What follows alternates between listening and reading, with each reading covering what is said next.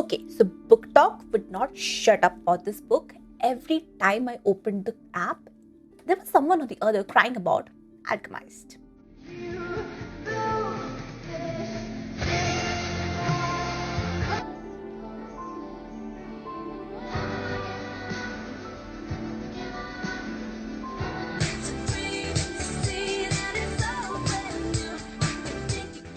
So obviously, I picked it up. This is a spoiler free review, so keep watching till the end if you need to decide if you want to pick this book up or run far, far away. And if you don't know the backstory, this book is actually a Harry Potter fanfic, and it's basically an AU or alternate universe where Voldemort wins the war, the Order loses, Hermione is captured, and she is forced to live with Draco, who is then who wants to extract memories from her mind to know what happens. So it becomes like the theme of forbidden romance, trauma, war, and instantly becomes a cult classic. The author rewrote that concept into an original fandom, and since Manical had such a great fan following, Alchemist itself becomes a success from day one. So going into it, I expected a dark fantasy romance with war, trauma, longing, the slow burn romance, all of it. Basically, something for this 1,000-page monster of what it is to take my personality over a week. And then the hype does what it does. It runs faster than my motivation on a Monday morning.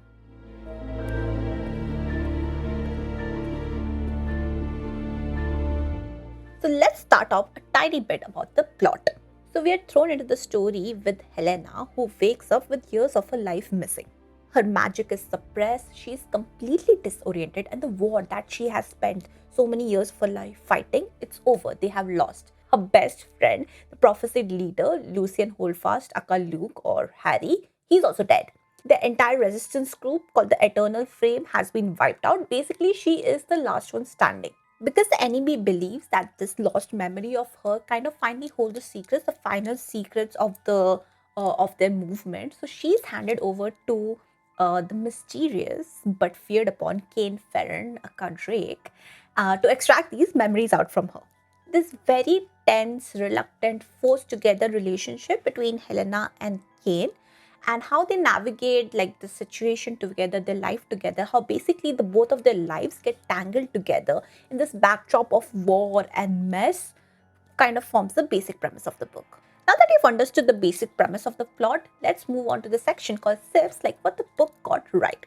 So even though I have to say I have a whole rant about this book, I do believe there are one or two elements that it kind of captured correctly. So let's just brush past that together, should we? First one is the world building. Honestly, I cannot blame the world building. This is one part which the book actually got right. Think of the Harry Potter alternate universe where Voldemort wins, and this part is taken on by the Undying, and they basically are necromancers. So these are people who kind of reanimate the dead and then send them back into the war. And on the other hand, we have the Order of the Eternal Flame, called the Order, who mainly focuses on aspects of memory, healing, and life. Because the Undying can endlessly resurrect enemies, they can keep bringing them back to life. The Order never even stand a chance against them. So this book kind of brings about this concept of vivimancy, which is like healing and life and memory, and necromancy, which is like reanimating the dead. And it kind of uniquely utilizes this concept into the story. I think the world building was simple, distinct, and honestly well built. Second one is writing and atmosphere. I honestly do think the author did a good job with the writing. This war tone atmosphere, this dark heaviness all around, the tension between Helena and Ferron. It's honestly well written. If this book, like it's more than 1,000 pages, if this was half the length of it or maybe even shorter, I would have rated it way higher. The prose works and the tone stays consistent. And lastly, it is Ferron. Honestly, I feel Ferron carried this book as if he was on a payroll. Morally great, damaged, unpredictable, but controlled. He was the only character in this book who had some depth into him. Every scene which has Ferron in it, I honestly felt had some kind of a weight in it. Unpopular opinion, I feel if this whole book, at least half the book, if it was from Ferron's perspective, I would have probably liked it much more. Next, let's move on to the section, the longest section of my rant, which is spills and what actually made my brain hurt. First one is it doesn't work as a standalone. You can feel the fanfic DNA everywhere. I feel the story was built for readers who understood the emotional beats of Harry Potter, and that's why I feel Manacled could have worked. But then, like in this book, it's not earned. Like in Manacled, you understood, Hermione, Harry, Draco, the stakes. But in this book, there's nothing which kind of underlies the fact of why the characters do what they do. So, for example, Draco hating Harry in Harry Potter makes sense. But why does Ferron do the same in this book? So, constantly when I was reading this book, I felt like, yeah, I kind of get what the scene wanted me to feel. And I kind of understand this because I have some concepts of Harry Potter, but I don't know how it ties up into this book as a standalone. Why it makes sense. He disagrees. He thinks he won't last 5. I don't give a damn what your father thinks, Malfoy. He's vile and cruel, and you're just pathetic. The end of the day, it kind of feels like half a new world layer on top of the emotional beats of half a fanfic. So maybe as a fanfic, it rules, but as a standalone, it wobbles. Next up is the first part of the book, Akka, Welcome to Confusionville. I felt that the first half of the book was intentionally frustrating or confusing. Like it was intentionally written that way, but not in a clever way. Like the book wanted me to feel confused just because it could. Like take for example a book like Piranesi, which does the same. It throws you in with the character who has no understanding of his surroundings, and slowly with him, you discover that world. And I feel I can draw parallel to this book, but Piranesi is completely different because it will reward you with slow discovery. Instead, over here, you get random past glimpses, reactions you're not ready for, and then just like some character flashbacks thrown away, just sprinkled away randomly. It feels like receiving puzzle pieces from 5 different boxes, and then it throws into it a part two, a massive big part two, which kind of explains everything with a flashback.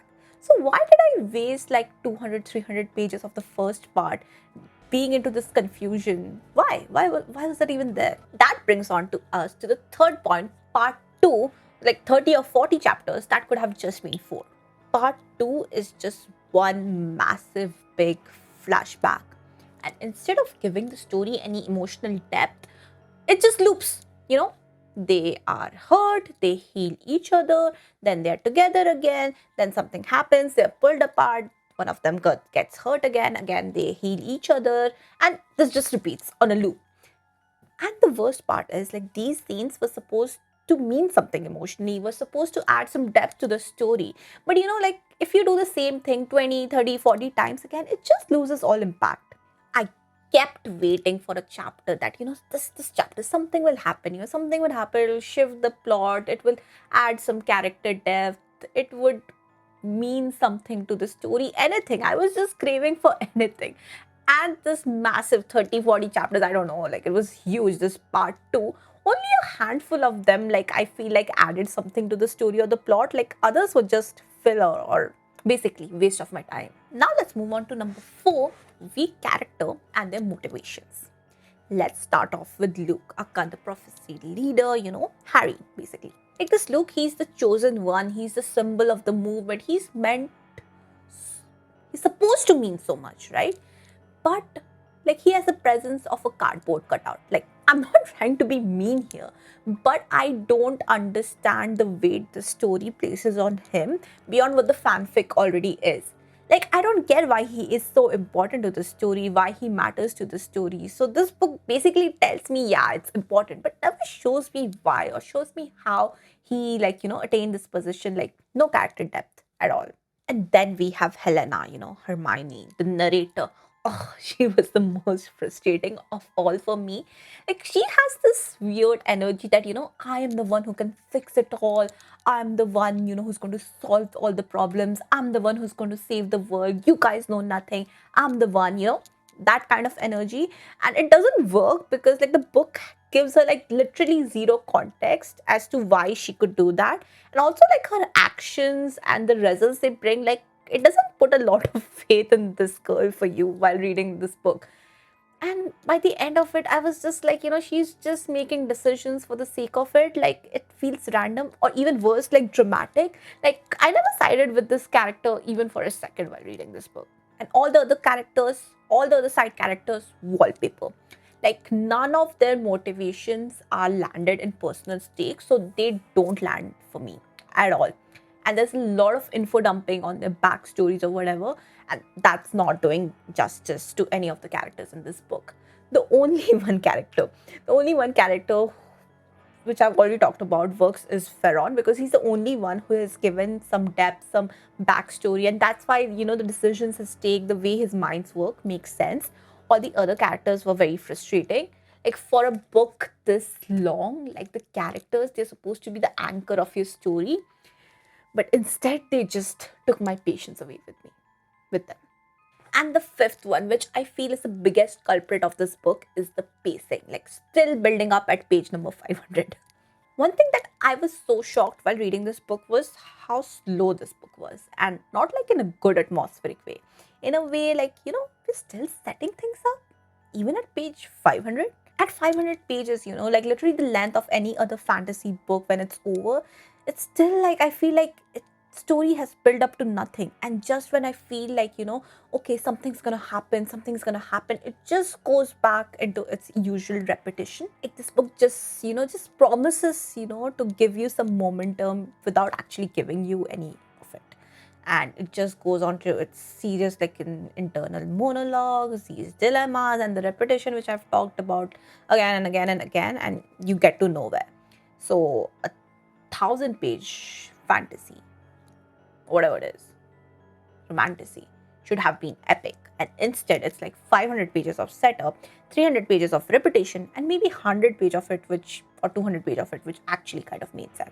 And the last one, the emotional payoff. Why did I just feel okay after reading this? The thing is, after having invested your time in reading a 1,000-page plus book, the ending is supposed to wreck you, That's what I see on TikTok, like, where people are holding these annotated copies of this book, crying their hearts out and just babbling as if like this book has rearranged all their organs. And me, after I finished it, I was just like, that's it? Okay.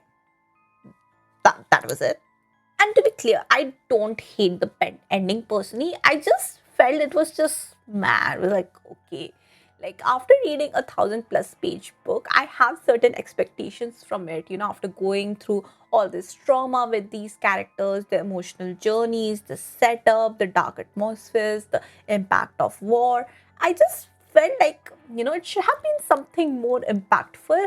And that's what I see on TikTok. And I'm sitting here, I'm just like, did we read the same book? Yeah, I didn't get the same experience. Moving on to conclusion. So, after reading 1,000 pages of this book, my genuine feeling is frustration. Yes, I am not sad. I am not angry. I am just frustrated that at this time I could have read at least 4 more books with 4 different stories. And instead, I spent all my time reading this. Sure, the world had good ideas, Ferron was interesting, the writing had its moment, but the pacing dragged, just didn't come together, the structure didn't work. Characters had no motivation and all. Part 2 went in circles. And the most important thing, like, the ending didn't feel earned at all. Like, the precise point why I picked this book up after seeing so many TikTok reviews, like, it just didn't feel the same way for me.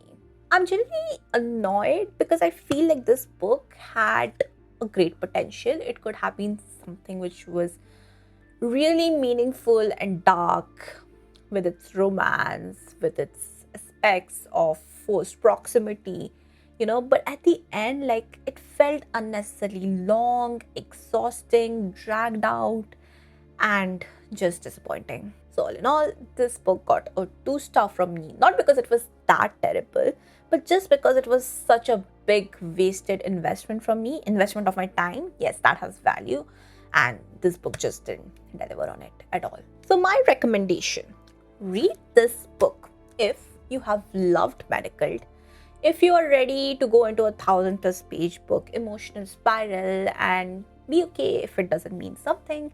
You love emotionally grey men. You enjoy trauma heavy slow burns. You read for vibes over plots. And finally, if repetition doesn't bother you. Skip this book if you need plot, you need emotional payoff, you hate repetitions, you want more depth to characters, you want better character motivations, you want an ending that's going to wreck you, and if you want to save your time. And my honest thing is, if you're curious about this book just because it's getting so much traction, like, yeah, okay, might as well go give it a try. But yeah, if you want to save your time, I feel there are much better dark fantasies out there which you should rather spend your time on. And that was my honest review of Alchemist. Let me know in comments below if this book broke you like TikTok promised or it was just like meh. Like, subscribe, and come back for more chaotic reviews. Till then, I'm off to read something that doesn't steal a week of my life. Bye. Good night. Shubhratri.